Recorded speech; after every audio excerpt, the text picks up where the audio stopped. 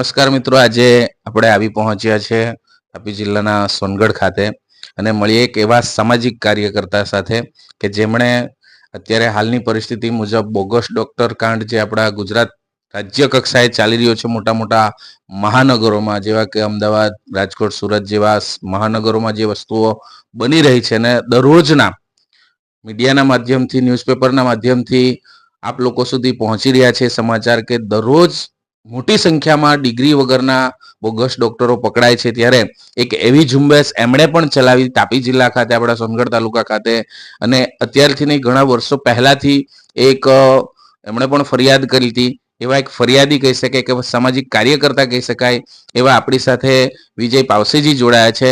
નમસ્કાર વિજય પાવસેજી. અને હું જાણવાની કોશિશ કરીશ, આ પહેલી વાર આપના ધ્યાને ક્યારે આવ્યો આ મુદ્દો? પહેલાં તો નમસ્કાર અને બહુ થેન્ક યુ, તમારી ચેનલ દ્વારા આ પ્રશ્નને પાછો જીવિત કર્યો છે. લગભગ હું 2010, 2013 કે પછી હમણાં છેલ્લા 2 વર્ષથી આ પ્રશ્નની પાછળ તંત્રને લેખિતમાં ઘણીવાર આપી ચૂક્યો છું. અને આ બોગસ ડૉક્ટરો જે સોનગઢની અંદર ખૂબ મોટી માત્રામાં ફેલાયેલા છે અને એમની સામે લડવા માટે અત્યાર સુધી ગમે તેટલા અમે ફરિયાદ કરી હોય પણ એનો કોઈ જવાબ આવતો નથી.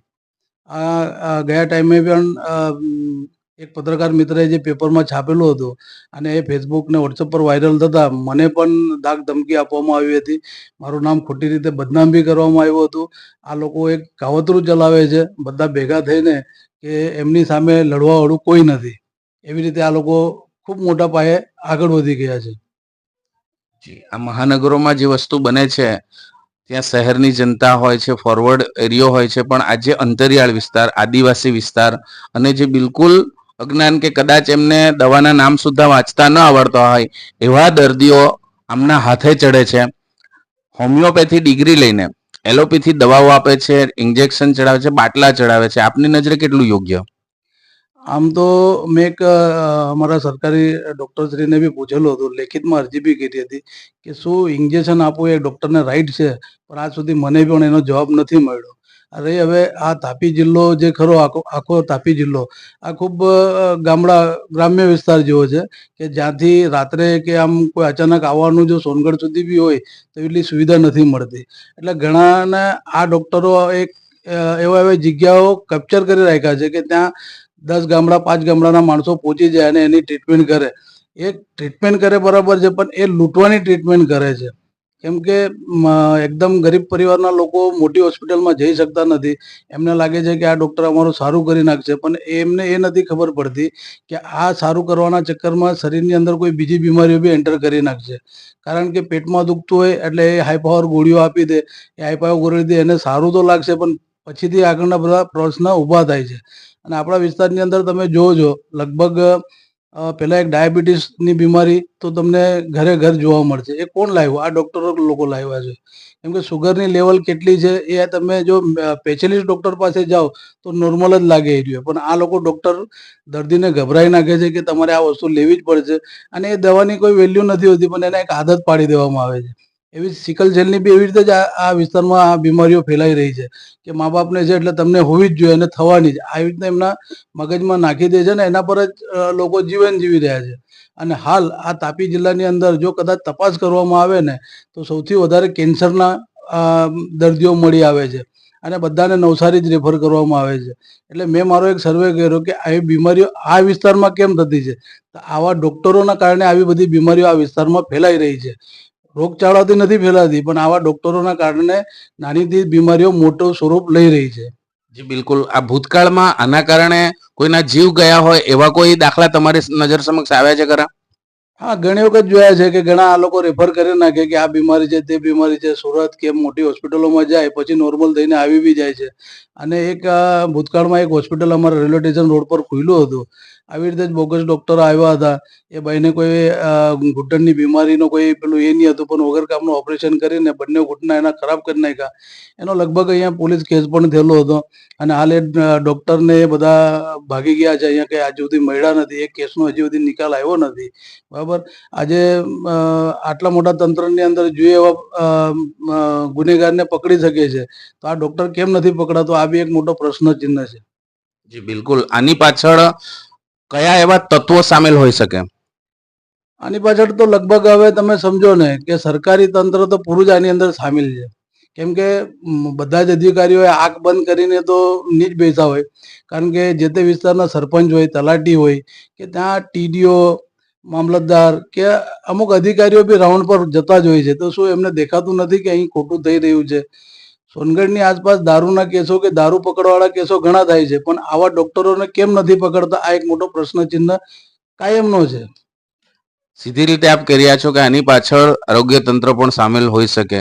આટલી બધી સંખ્યામાં આટલા બધા કેસો થયા છે, ભૂતકાળમાં પણ થયા છે અને હાલમાં પણ મીડિયા દ્વારા જણાવવામાં આવ્યું છે કે સામાજિક કાર્યકરે કલેક્ટર કક્ષાએ રજૂઆત કરી, એકવાર નહીં 3 વાર કરી, પણ તેમ છતાં આરોગ્ય તંત્રની આંખ ઉઘડતી નથી. આગામી દિવસોમાં શું રણનીતિ હશે? જો આવું નવું ચાલ્યું તો આગામી દિવસોમાં આપ શું રણનીતિ અપનાવશો? હું તો હવે સ્થાનિક એક નાનો કાર્યકર્તા છું. હું મારા વિસ્તારના ઘણા લોકોને એક જ વસ્તુ કહું છું કે તમે આવા ડૉક્ટર પાસે જાઓ નહીં. સરકારી હોસ્પિટલમાં ભલે લાઈન લાગવી પડે, પણ તમે સરકારી હોસ્પિટલનો ઉપયોગ કરો. અને કદાચ હવે તંત્ર નહીં માને, હવે આપના માધ્યમથી આ થોડુંક આગળ વધી રહ્યું છે, પણ આવનાર સમયમાં જો આ તંત્ર નહીં જ માને તો એકાદું આંદોલન કે કોઈક હડતાળ જેવું તો અમારે આ વસ્તુને કરવી જ પડશે. કેમ કે ઘણા એવા મારા જેવા કાર્યકર્તા છે ગામડે ગામડે કે વિજયભાઈ આ ખોટું થતું છે, આને કંઈક આગળ કરો. તો એવા બધા ગામડાથી બધાને ભેગા કરીને આના ઉપર રાજ્ય કક્ષાએ કંઈક મોટું અરજી આપીને અમે કંઈક આગળ આંદોલન કરીશું એના માટે. જી, એક સામાજિક કાર્યકર્તા દ્વારા અમે જાણ્યું એક આખું લાંબુ લિસ્ટ છે સરનામા સાથેનું. તો એવા જિલ્લામાં આપની નજરે કેટલા એવા ડોક્ટરો હશે કે જે ખરેખર ડિગ્રી નથી ધરાવતા, હોમિયોપેથિકની ડિગ્રી છે, એલોપેથી ચલાવે છે, કે બિલકુલ બોગસ છે, એવા પણ હોઈ શકે? એવા કેટલાક હોઈ શકે આપણા જિલ્લાની અંદર આખા? આમ તો ગણતરી ખૂબ લાંબી છે, પણ મારી નજરના સામે હું નામ તો બધાના નથી જાણતો, પણ તમે અહીંથી ખાલી એક વિસ્તાર જ જોઈએ કે સિંગલ ખાચમાં 5-10 ડૉક્ટર છે. પછી ઉકાઈમાં તમારા 10 ડૉક્ટર છે. સોનગઢની અંદર કમસે કમ 40-50 ડૉક્ટર છે. એવી રીતે ઉચ્છલ કે આમ વ્યારાના અંદર કે આસપાસના ગામડામાં 5-5 ડૉક્ટર મળે. હવે લગભગ 240 ગામડાનો આ તાલુકો, તો 240 ગુણ્યા 5 જ કરી નાખો તો કેટલા ડૉક્ટર છે આપણાને ખ્યાલમાં આવી જશે.